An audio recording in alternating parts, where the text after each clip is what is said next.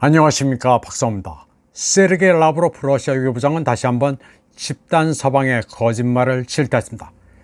그는 화요일 재외공관장 회의에서 러시아는 우크라이나 분쟁을 통해 역사적 불의를 제거하기 위해 노력할 뿐이라고 말했습니다. 그러면서 러시아가 발틱해 국가나 북유럽 국가를 공격할 수 있다는 서방의 추측은 허구라고 거듭 강조했습니다.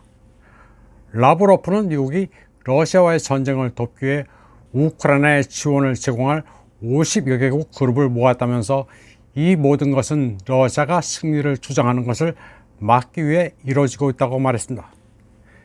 그는 서방 국가들이 우크라이나전에서 승리하면 그 다음은 발틱 국가, 스웨덴, 핀란드가 될 거라는 주장을 한다고 말했습니다. 라브로프는 지난해 12월 초 푸틴이 우크라이나를 점령한다면 거기서 멈추지 않을 것이라는 바이든의 말을 언급하면서 이는 책임있는 핵 보유국이 할 소리가 아니라고 지적했습니다.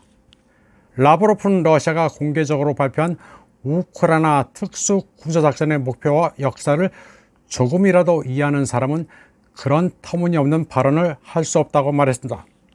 라브로프는 키예프에 대한 군사작전이 역사적 불의를 제거하는 것을 목표로 한다고 강조했습니다.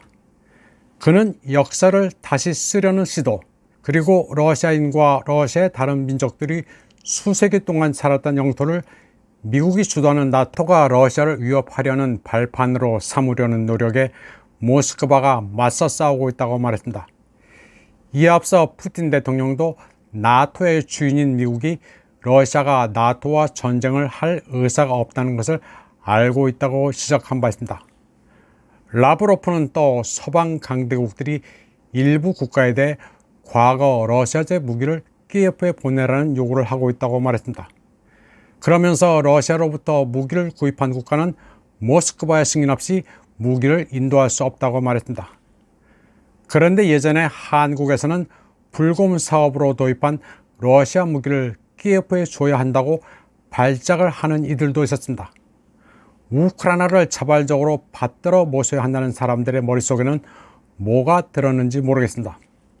라브로프는 서방 강대국이 일부 국가들에게 러시아제 무기를 키예프에 인도할 것을 설득하기 위해 접촉해온 사실을 알고 있다고 말했습니다. 라브로프는 지난 1년 반 동안 러시아제 무기가 키예프에 인도된 여러 사례가 있었다면서 무기 이전과 관련된 국제 의무를 준수해야 한다고 말했습니다.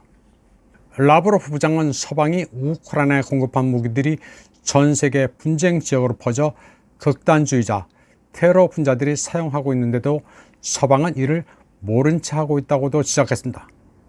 그는 우크라이나에 대한 무기 지원은 전투를 연장시키고 승패에 영향을 미치지 못하면서 더 많은 유혈 사태를 초래할 뿐이라고 지적했습니다.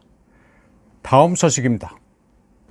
기시다 후미오 일본 총리가 시정연설에서 북방 영토 문제 해결과 러시아와 평화협정 체결 방침을 굳건히 고수하고 있다고 밝히자 드미트리 메드베제프는 그러건 말건 러시아는 신경 쓰지 않는다고 말했습니다. 메드베제프 러시아 국가안보회의 부의장은 일본과의 평화협정 체결은 반대하지 않지만 쿠릴 열도는 러시아의 일부이며 합법적인 군사기지라고 응수했습니다. 기시다가 우크라이나 분쟁과 관련해 테러 제재를 지지한다고 하는 마당에 러시아가 감정이 좋을 리 없습니다. 메드베제프는 소셜미디어 X를 통해 아무도 평화협정에 반대하지 않는다고 강조하면서 쿠릴 영토 문제는 러시아 헌법에 따라 영원히 종결된 사안이라고 말했습니다. 또 쿠릴 열도의 역할이 점점 커짐에 따라 이 지역에 새로운 무기 배치를 추진할 것이라고도 했습니다. 메드베제프는 북방 영토에 관한 일본인의 감정에 전혀 개의치 않는다면서 불만이 있으면 사무라이처럼 세부꾸로 생을 마감하라고 제안했습니다. 그는 일본인이 미국인의 입에 잔뜩 키스하고 히로시마, 나가사키에 대한 기억을 지우는 게 즐거웠기 때문에 그들은 용기를 가지기가 힘들 것이라고 했습니다. 메드베제프는 또 쿠릴 열도에 대해 에토니 스포르느의 제르토리, 에토 라시아, 그것은 분쟁 영토가 아니라 러시아라고 거듭 강조했습니다. 얼마 전 일본에서는 26세 우크라이나 출신 모델 카롤리나 시이노가 미스 니폰 그랑프리를 차지했습니다. 시노는 우크라이나에서 태어나 어머니가 재혼한 뒤 5살 때 일본으로 이주했고 작년에 일본에 귀화한 여성입니다.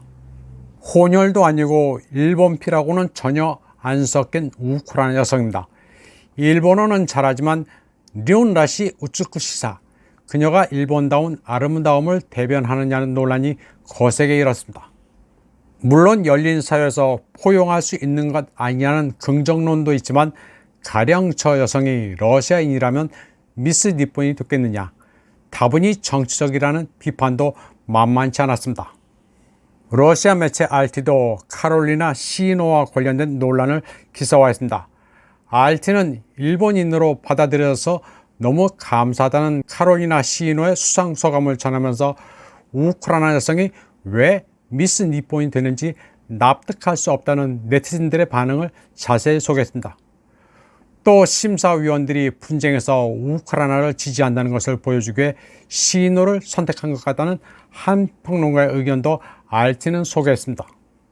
우크라이나 분쟁은 사실상 끝난 거나 다름없는데 일본은 전에 안 하던 짓까지 해가면서 러시아를 자극하고 있습니다. 러시아 매체가 이를 다룬 것은 가십성 이상입니다. 이번 방송은 여기까지 하겠습니다. 시청해주신 여러분 감사합니다.